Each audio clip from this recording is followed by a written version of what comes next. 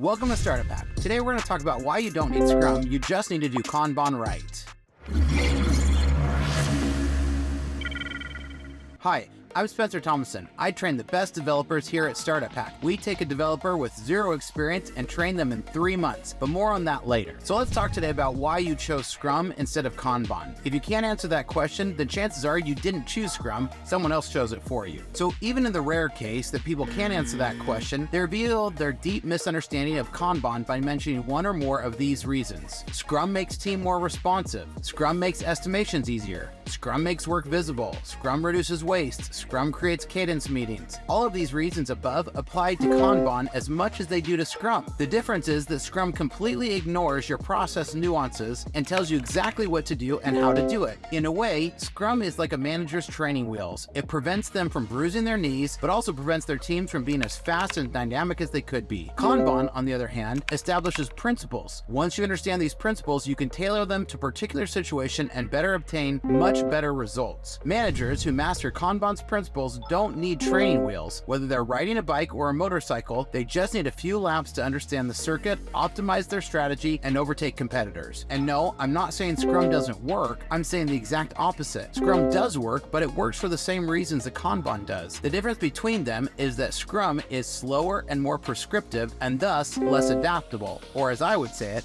less agile. Scrum becomes even more harmful when managers create their flavor of Scrum, trying to shoehorn prescriptive guidelines into a context in which they don't fit. When that happens, managers turn an inefficient yet sound framework into an inefficient and defective process. That's because they ignored Kanban dynamics, which made by-the-book Scrum work. So in this video, I'm going to expound on the reasons I prefer Kanban over Scrum and explain the ways in which Scrum hinders a team's performance. Additionally, I'll also explain why each of these aforementioned benefits of adopting Scrum also apply to Kanban and how Kanban amplifies those benefits. So let's talk about how Kanban amplifies Scrum's benefits. Scrums make teams more responsive. This is one of the myths. Scrum makes teams more responsive because when sprints are 2 weeks long, you'll take no longer than 2 weeks to respond to feedback. Still, teams that prefer Kanban can respond to feedback even more quickly because they don't have to wait till the next sprint planning meeting to decide what the next steps are and to take action. They can just work off of the existing queue and respond immediately to those cues. Furthermore, because Kanban focuses on tasks rather than sprint-sized batches, it pushes responsibility to the edges of the team, meaning engineers are responsible for going after the pieces of information they need to move forward. When that happens, instead of designing features by committee, which Scrum does, and it demands a significant amount of time of back and forth and discussion, decisions happen locally and thus by the developers and who the business stake they need to work with, and thus they're easier to make and faster to respond to.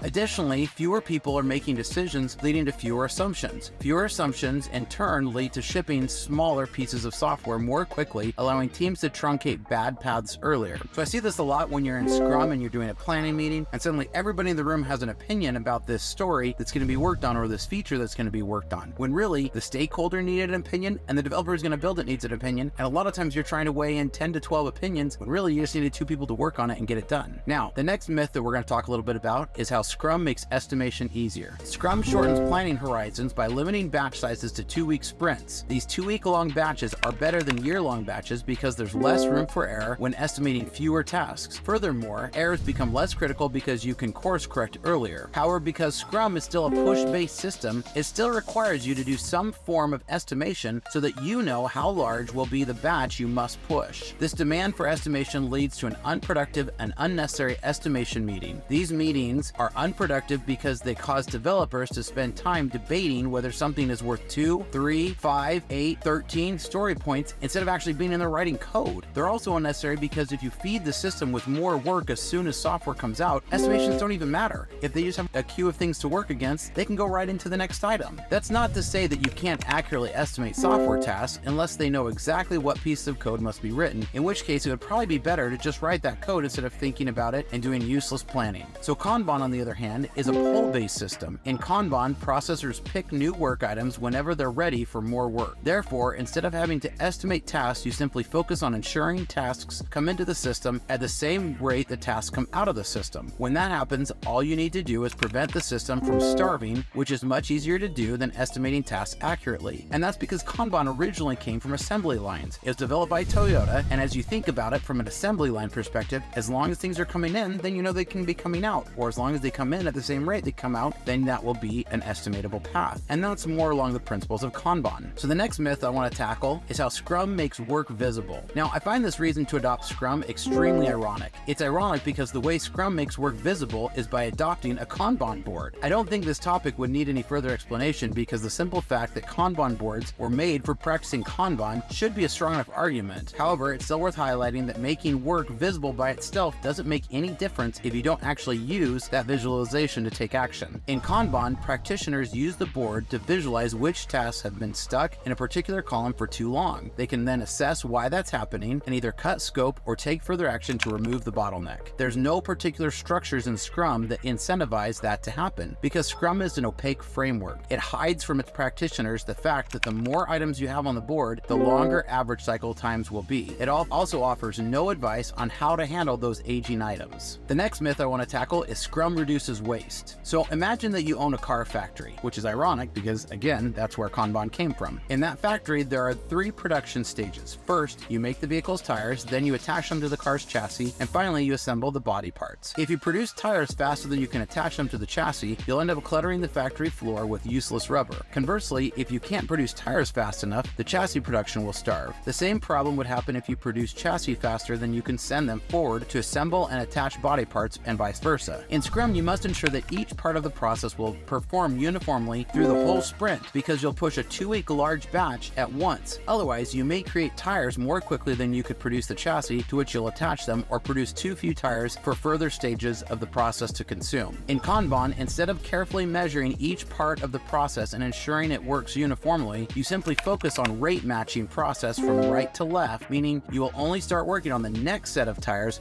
once the chassis mounting stage has signaled it's ready for more work. That way, you can dynamically adapt to the problems that may happen temporarily at any part of the process. If your deployment process breaks, for example, you'll be able to focus on fixing it instead of starting a new task and causing everything to take longer on average, both because of the sheer amount of the pending tasks and because of the cost of context switching. So now with software, that makes sense because you can't always build one piece until the next piece is done. And so it's important to make sure that you're assembling that car, so to speak, or a feature as you're producing that out to the business. The next one I wanted to talk on is Scrum creates cadence meetings. In Scrum, team meetings will usually have regular stand-ups, planning meetings, and retrospective sessions. Except for sprint planning meetings, those are all productive meetings to have. Still, you don't need to practice Scrum to be able to put regular meetings in everyone's calendar. Additionally, it may not be productive for those meetings to happen on a fixed cadence. As I mentioned before, sprint planning meetings are unproductive both because they lead to design by committee and focus on getting estimations right, which is not only a waste of time, but also impossible to do in such a process as software development. Now, daily stand-up and retrospective sessions are good, however, and are useful and productive. Regularly daily stand-ups help teams cut scope earlier and coordinate to moving aging tasks forward, keeping their cycle times more uniform and predictable. In Kanban, these meetings become even more useful because practitioners have a clear intervention point due to setting work in progress limits and going through the Kanban board to itself to ensure that team members focus on the outcomes, not implementation details. So what I mean by that is during stand-up, you can actually look and say, hey, do you have more than 2 active items or less than 2 active items? And if so, you should have 2 active items. Hey, why have those ones been stuck on,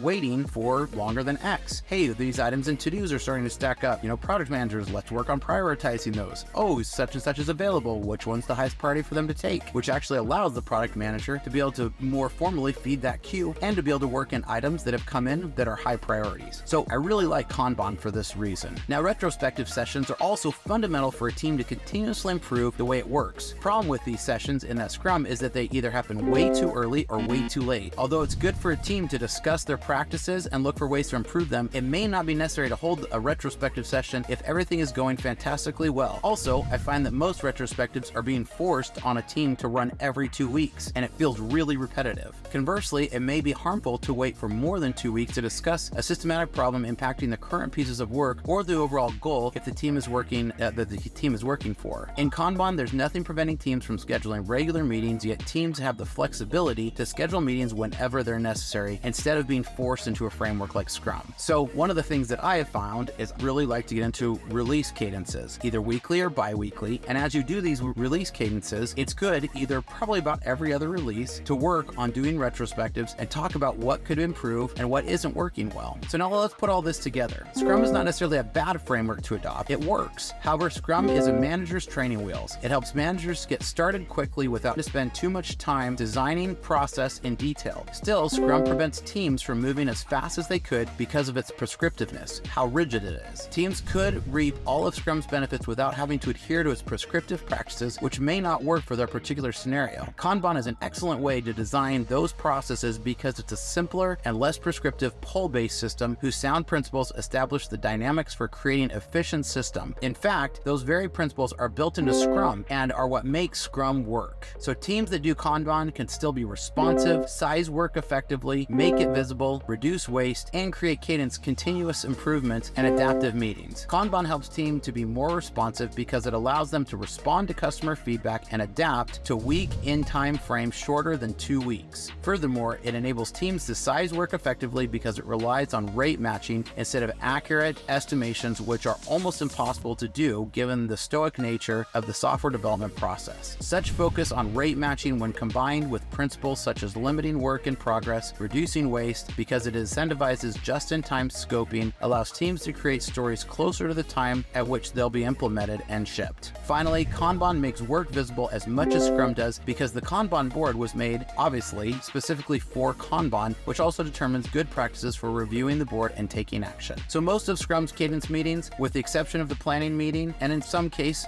too repetitive of retro, are also useful.